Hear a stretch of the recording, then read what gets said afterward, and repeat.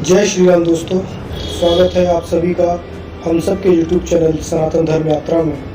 दोस्तों, पिछले वीडियो में आपने देखा कि हम जो चर्चा कर रहे थे वो सीता निर्वासन की कथा पर चर्चा कर रहे थे और ये पूरी सीरीज उत्तरकांड, सीता निर्वासन व संभूक वध के ऊपर है।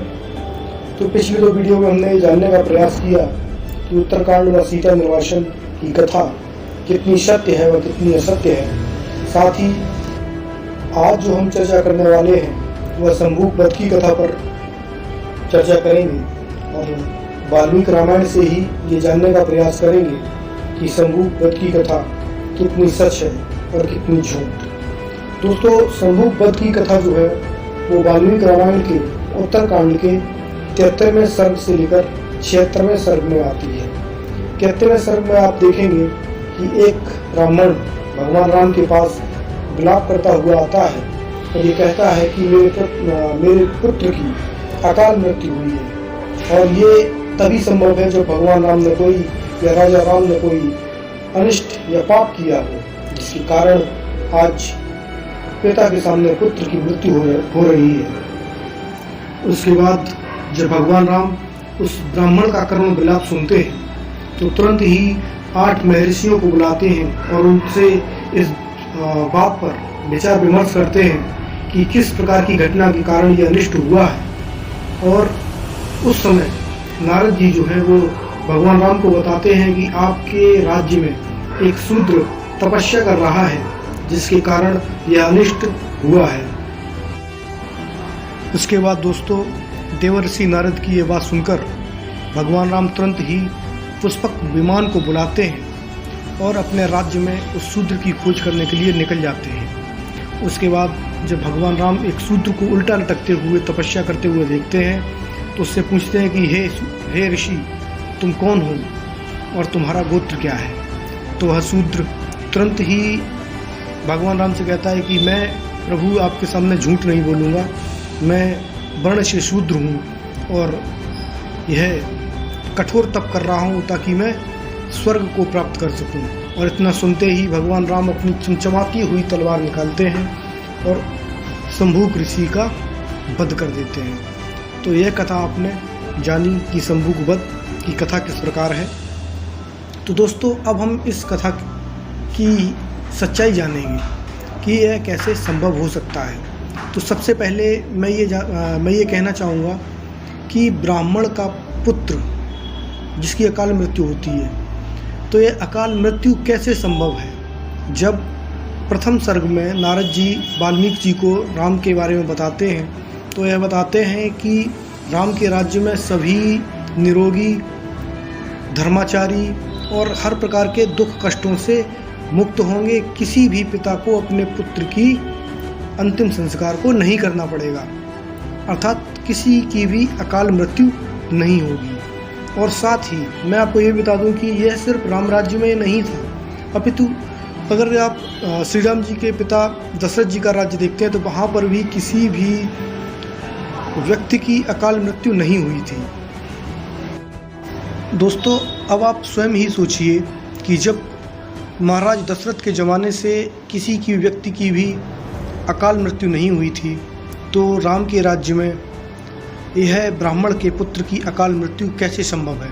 और वह भी जब रामायण के होने से पूर्व, यानी कि ये सारी कहानी होने से पूर्व ही नारद जी वाल्मीकि जी को जब ये कथा सुनाते हैं तो जब वो राम राज्य का वर्णन करते हैं तो उस प्रकार की किसी भी घटना का जिक्र नहीं करते हैं। तो यह कैसे संभव है कि किसी व्यक्ति की राम के राज्य में अकाल मृत्यु हो जाती है। अब कुछ लोग कहेंगे कि संभूक ऋषि तपस्या कर रहा था, इसकी वजह से ब्राह्मण के पुत्र की मृत्यु होती है। तो दोस्तों, आप स्वयं विचार करिए कि यदि यह पाप इतना बड़ा था, यदि संभूक ऋषि की तपस्या करना इतना ही घनघोर पाप था, तो सिर्फ एक ब्राह्मण के पुत्र की ही मृत्यु क्यों होती है? क्यों 150 ब्राह्मणों के पुत्र की मृत्यु नहीं हो जाती? क्यों एक ही ब्राह्मण यह प्रलाप करते हुए आता है? क्या भगवान राम के राम राज्य में एक ही ब्राह्मण था? और यदि और भी अन्य कई ब्राह्मण थे तो वह सभी क्यों नहीं आते या उन सभी के पुत्रों की मृत्यु क्यों नहीं होती? तो यह विचारणीय विषय है। साथ ही दोस्तों हम यह भी जानेंगे कि क्या शूद्र का तपस्या करना कोई अपराध था। तो इस चीज़ को जानने के लिए हम सबसे पहले वाल्मीकि रामायण में ही देखेंगे उत्तरकांड का ही जो एक पात्र है ऋषि ज्वाली। तो ऋषि ज्वाली की कथा भी रामायण में 2 जगहों पर आती है। एक जगह पर जब भगवान श्री राम वन को जाते हैं तो उन्हें लौटाने के लिए जब भरत आते हैं तो ज्वाली ऋषि कई प्रकार से भगवान राम से बहस करते हैं, उन्हें वापस चलने के लिए कहते हैं। और दूसरी बार जो कथा है ज्वाली ऋषि की वह उत्तराखंड में आती है। और यह कब आती है? जब भगवान श्री राम 8 ऋषियों को बुलाते हैं यह जानने के लिए कि ब्राह्मण के पुत्र की मृत्यु क्यों हुई है। तो उसमें एक नाम ज्वाली ऋषि का भी है। अब ज्वाली ऋषि कौन थे यह मैं आपको बताने जा रहा हूँ और ये बड़ा ही रोचक विषय है। तो दोस्तों ज्वाली ऋषि कौन थे यह जानने के लिए हमें एक उपनिषद उठाना पड़ेगा, जिस उपनिषद का नाम है छंदोगोप्यनिषद, इसका 4था खंड। तो ज्वाली ऋषि की जो माता थी उनका नाम था ज्वाला। तो इसमें यह घटना है कि पुरा काल में ज्वाला के पुत्र सत्यकाम ने अपनी ज्वाला माता से पूछा कि मैं ब्रह्मचर्य धारण करूंगा, तू बता मैं कौन गोत्र वाला हूँ। वह इस पुत्र को बोली, प्यारे मैं नहीं जानती कि किस गोत्र वाला है तू। मैंने अनेक स्थानों में काम करने वाली नौकरानी का जीवन जिया है और यौवन में तुझे पाया है। इस कारण जिस गोत्र का तू है वह मैं नहीं जानती, इसलिए तू अपना नाम सत्यकाम ही बता। तो दोस्तों अब मैं आपको बताता हूँ कि ये ज्वाला कौन थी। ज्वाला जो थी वो है अयोध्या में जो आपके व्यापार करने के लिए लोग आते थे, उनके रुकने के जो स्थान होते थे वहाँ पर साफ़ सफाई का कार्य करती थी और उनकी सेवा में रहती थी। तो दोस्तों साफ़ सफाई का काम करने वाले उस समय शूद्र ही हुआ करते थे। और इसका अर्थ ये हुआ कि जो ऋषि ज्वाली थे वह शूद्र पुत्र ही थे और उन्होंने तप कर ही ब्राह्मणत्व को अर्जित किया था। यानी कि ज्वाली ऋषि शूद्र थे और वह एक श्रेष्ठ ऋषि बने, ब्राह्मण बने। महाराज दशरथ के राज्य में उन्होंने यज्ञ इत्यादि कर्म करने के लिए उनको मुख्य पुरोहित नियुक्त किया गया। तो वही ज्वाली ऋषि उन्हीं के सामने जब नारद जी कहते हैं कि एक शूद्र तपस्या कर रहा है इसलिए ब्राह्मण के पुत्र की मृत्यु हुई है, तो सबसे बड़े मजाक की बात यह है कि ज्वाली ऋषि तो स्वयं शूद्र थे। तो सबसे पहले संभूक का वध करने से पहले भगवान राम को ज्वाली ऋषि को मार देना चाहिए था, क्योंकि ज्वाली भी तो शूद्र थे।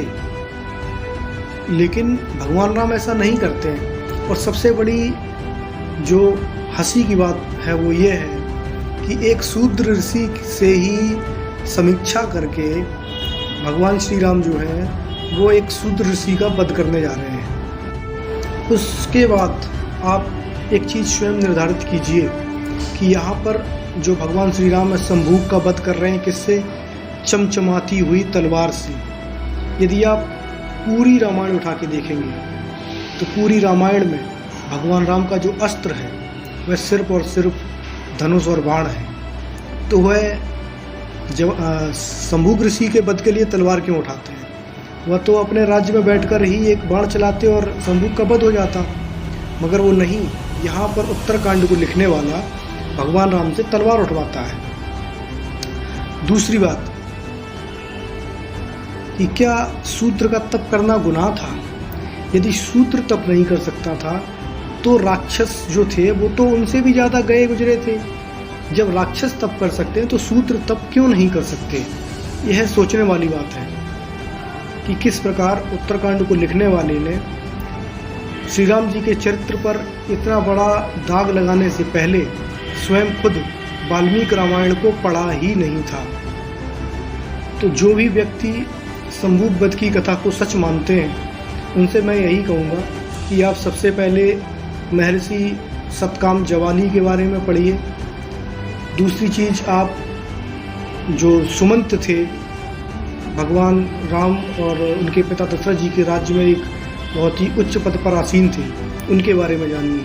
सुमंत भी एक शूद्र पुत्र थे और भगवान राम उनके प्रति कितना स्नेह रखते हैं आप वाल्मीकि रामायण के अयोध्या कांड में जब भगवान श्री राम वन को जा रहे होते हैं तो सुमंत ही उनको रथ पर सरयू नदी के तट तक छोड़ने आते हैं। और वह राम को छोड़ते समय जब भगवान राम उनसे कहते हैं कि अब आप सुमंत जी यहाँ से वापस जाइए, तो सुमंत जी रोने लगते हैं। तो भगवान श्री राम उनसे कहते हैं कि हे सुमंत जी, मुझे आप पर सबसे ज़्यादा भरोसा है, इस इक्ष्वाकु वंश की आप रक्षा करेंगे। इस पूरी घटना से आप जान सकते हैं कि भगवान श्री राम सभी मनुष्यों से, चारों वर्णों से कितना अगाध प्रेम करते थे। और मैं आपको बता दूं कि वाल्मीकि रामायण यदि आप पढ़ेंगे तो पूरी वाल्मीकि रामायण में एक या दो स्थानों को छोड़कर कहीं पर भी शूद्र वर्ण का जिक्र आता ही नहीं है। यानी कि हो सकता है कि शूद्र वर्ण उस समय इतना ज़्यादा प्रचलन में, या शूद्र वर्ण का नाम उतना ज़्यादा प्रचलन में ना हो, क्योंकि उस समय जो लोग थे उनको उनके व्यापार के नाम से ही जाना जाता था।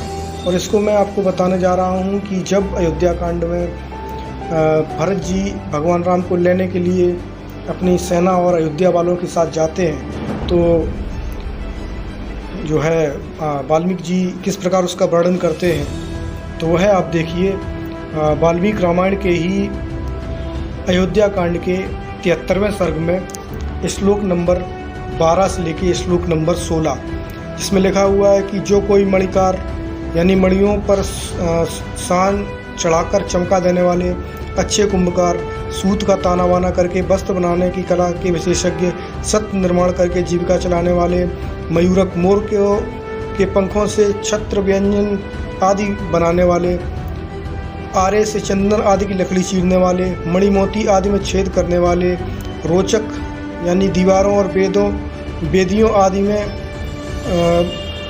शोभा संपादन करने वाले, दत्तकार हाथी के दांत आदि से नाना प्रकार की वस्तुओं का निर्माण करने वाले, सुधाकार चूना बनाने वाले, गंदी प्रसिद्ध सोनकार कंबल कालीन बनाने वाले, गर्म जल से नहलाने का काम करने वाले, वैद्य धूपक सौंडिक मध्य विक्रेता, धोबी दर्जी, गांव तथा गौशालाओं के महतों स्त्रियों सहित नट केवट तथा समाचित सदाचारी वेद वेदता सहस्त्र ब्राह्मणों बैलगाड़ियों पर चढ़कर उनकी यात्रा करने वाले भरत के पीछे पीछे चल दिए। तो दोस्तों इसमें आपने देखा कि कहीं पर भी शूद्र का जिक्र नहीं हुआ है, बल्कि जो लोगों के बारे में बताया गया वो उनके व्यापार के आधार पर बताया गया है। तो आगे जब ये कथा आगे चलती है और जब ये भगवान राम के पास पहुंचते हैं तो सभी लोग एक दूसरे को गले लगाने लगते हैं। अब यहाँ पर ऐसा नहीं है कि ब्राह्मण ब्राह्मण को गले लगा रहा है या शूद्र शूद्र को गले लगा रहा है, बल्कि सभी एक दूसरों को गले लगा रहे हैं। यानी कि उस समय किसी भी वर्ण में कोई भी भेदभाव नहीं था। और साथ ही इसमें यह भी जिक्र आता है, जो आप इसी का 73वें सर्ग का 17वां श्लोक पढ़ेंगे तो इसमें लिखा है, सुबह सा शुद्ध वसनाम लेपिन सर्वे ते धैर्यानो सने भरमत्यु, अर्थात सबके बेस सुंदर थे, सबने शुद्ध वस्त्र धारण कर रखे थे तथा सबके अंगों में तांबे के समान लाल रंग का अंग रंग लगा था। वे सब के सब नाना प्रकार के वाहनों के द्वारा धीरे धीरे भरत का अनुसरण कर रहे थे। अर्थात जितने भी लोग थे, चाहे वो स्वर्णकार हो, चाहे वो चंदन की लकड़ी काटने वाला हो, चाहे वो बढ़ई का काम करने वाला हो, चाहे गौशाला में कार्य करने वाला हो, सबके सबने सुंदर वस्त्र पहने हुए थे और सबके सब अपनी अपनी गाड़ियों से जा रहे थे। अर्थात उस समय कोई भी व्यक्ति गरीब नहीं था। तो ये कितनी बड़ी विचित्र बात है कि लोग आज के समय में कैसे कह देते हैं कि शूद्रों के ऊपर अत्याचार होता था और वो गरीब थे। यहाँ पर जबकि साफ साफ लिखा है कि चारों वर्णों के व्यक्ति बहुत ही सुखी और अच्छा जीवन व्यतीत कर रहे थे। और दोस्तों सबसे बड़ी बात कि इस रामायण को लिखने वाला यानी कि स्वयं महर्षि वाल्मीकि जी शूद्र थे और उन्होंने तपस्या करके ही ये ज्ञान अर्जन किया था और इतना बड़ा महाकाव्य लिखा। तो यदि शूद्रों का तपस्या करना एक अपराध था तो महर्षि वाल्मीकि और महर्षि सतकाम जवाली यह कैसे तपस्या कर पाए। और दोस्तों, वाल्मीकि रामायण से ही मैं ये शंभूक वध का प्रसंग यहाँ पर महाझूठ साबित करता हूँ। साथ ही उत्तरकांड की विवेचना करें तो यहाँ पर एक विषय आता है पुष्पक विमान का, कि जब पुष्पक विमान को भगवान श्री राम ने बुलाया और पुष्पक विमान पे सवार होकर वो शंभूक ऋषि का वध करने के लिए गए, तो दोस्तों जब आप वाल्मीकि रामायण के ही युद्ध कांड को उठाएंगे तो युद्ध कांड में एक श्लोक आता है जिसका अर्थ ये है कि जब भगवान श्री राम रावण का वध करके वापस अयोध्या लौट आए पुष्पक विमान से, तो उन्होंने पुष्पक विमान को वापस कुबेर को सौंप दिया था। और उत्तरकांड में श्लोक यह आता है कि कुबेर का जो भेजा हुआ पुष्पक विमान है वो वापस श्री राम जी के पास आ जाता है। और ये उत्तरकांड का 41वां सर्ग है। तो यह आप स्वयं सोचिए कि राम का चरित्र कैसा था। राम ने अयोध्या जीती, विभीषण रोते रह गए कि आप यहीं पर राज्य करिए, मगर श्री राम उनको उनका राज्य वापस लौटा देते हैं। जब भगवान श्री राम वन पे जा रहे होते हैं तो निषाद जी उनसे कहते हैं कि आप हमारा राज्य ले लीजिए, मगर श्री राम उनका राज्य भी नहीं लेते। तो एक ऐसा व्यक्ति जिसमें मोह हो ही ना, जिसमें लोभ हो ही ना, वो पुष्पक विमान को कैसे अपने पास रख सकता है। दोस्तों, साथ ही मैं आपको श्री राम जी के आचरण के बारे में ये भी बताऊंगा कि श्री राम जी का आचरण कैसा था। भगवान श्री राम जब वन में जाते हैं तो आप पूरी रामायण उठाकर देखिए, भगवान श्री राम किसी राजा से सहयोग नहीं मांगते हैं, बल्कि सहयोग मांगते हैं तो किनसे, जो आम जनमानस से दूर हैं, जो वनों में रहते हैं, यानी कि वानर जाति से संपर्क करते हैं, सुग्रीव की, हनुमान की सहायता लेते हैं। मगर उनके पास ही रहने वाले उनके मामा जो कि एक राजा थे, वह चाहते तो उनकी सेना मांग सकते थे, मगर उन्होंने किसी राजा से संपर्क नहीं किया, अपितु आम जनमानस से दूर, यानी कि आम जिंदगी से दूर रहने वाले लोगों को साथ लेकर ही चले। दोस्तों, अंत में मैं ये कहना चाहूँगा कि हमारे सनातन धर्म में आप जितनी भी आरती हों, चालीसा हों, किसी को भी उठाकर देखें तो अंत में उनकी फलश्रुति आती है। जैसे आप हनुमान चालीसा की बात करते हैं तो उसमें फलश्रुति आती है कि जो ये पढ़े हनुमान चालीसा होय सिद्ध साकी गौरीसा, तुलसीदास सदा हरिचेरा कीजय नाथ हृदय में डेरा। तो इसके बाद हनुमान चालीसा समाप्त हो जाती है और इसके बाद कोई अन्य उसमें जो है दोहा नहीं आता है। उसी प्रकार यदि आप वाल्मीकि रामायण देखते हैं तो युद्ध कांड के अंतिम सर्ग में श्लोक नंबर 124 और 125 है, जिसमें लिखा गया है कि इस शुभ और गंभीर अर्थ से युक्त काव्य को सुनकर मनुष्य के कुटुंब और धन धान्य की वृद्धि होती है। इसे सृष्ट गुणकारी सुंदर स्त्रियां सुलभ होती हैं तथा इस भूतल पर वह अपने सारे मनोरथों को प्राप्त कर लेता है। 125वां श्लोक है कि यह काव्य आयु आरोग्य स्थिरता भ्रातृ प्रेम को बढ़ाने वाला है, यह उत्तम बुद्धि प्रदान करने वाला है और मंगलकारी है। अतः समृद्धि की इच्छा रखने वाले सत्पुरुषों को इस उत्साहवर्धक इतिहास का नियम पूर्वक श्रवण करना चाहिए। तो दोस्तों, यहाँ पर वाल्मीकि रामायण में फलश्रुति आ गई है और फलश्रुति आने के बाद किसी भी कथा का समापन हो जाता है। तो जो वाल्मीकि रामायण है वह युद्ध कांड पर आकर यहाँ पर समाप्त हो जाती है। और इसका अर्थ यह है कि उत्तरकांड जो है वो अलग से किसी और ने जोड़ा है। और आप यदि उत्तरकांड पढ़ेंगे तो यह उत्तरकांड जो है, इसके सारे श्लोक अतिशयोक्ति से भरे पड़े हैं। और उत्तरकांड की जो एक तरीके से कह सकते हैं कि जो भावना है, आप जब पढ़ेंगे तो आपको अलग से ही लगेगा कि संपूर्ण रामायण से उत्तरकांड के लिखने वाले की जो भावना है वो अलग है। या हम कह सकते हैं कि श्लोकों को यदि आप समझें तो आप हिंदुस्तान के दो महान कवि जो अभी के हैं, जिनको मैं मानता हूँ, एक कुमार विश्वास जी और एक डॉक्टर विष्णु सक्सेना जी, यदि आप इन दोनों की रचनाओं को पढ़ेंगे तो आप स्वयं ही समझ जाएंगे कि ये दोनों रचनाएं अलग अलग व्यक्तियों की हैं। उसी प्रकार यदि आप वाल्मीकि रामायण उठाकर देखेंगे तो उत्तरकांड और अन्य पूरी वाल्मीकि रामायण आपको अलग अलग लगेगी। तो ये उत्तरकांड जो है यहाँ पर मैं इसको अलग से जोड़ा हुआ और झूठ साबित करता हूँ। जय श्री राम दोस्तों। यदि ये जानकारी आपको अच्छी लगी हो तो कृपया मेरे वीडियो को शेयर करिए, चैनल को सब्सक्राइब करिए। धन्यवाद।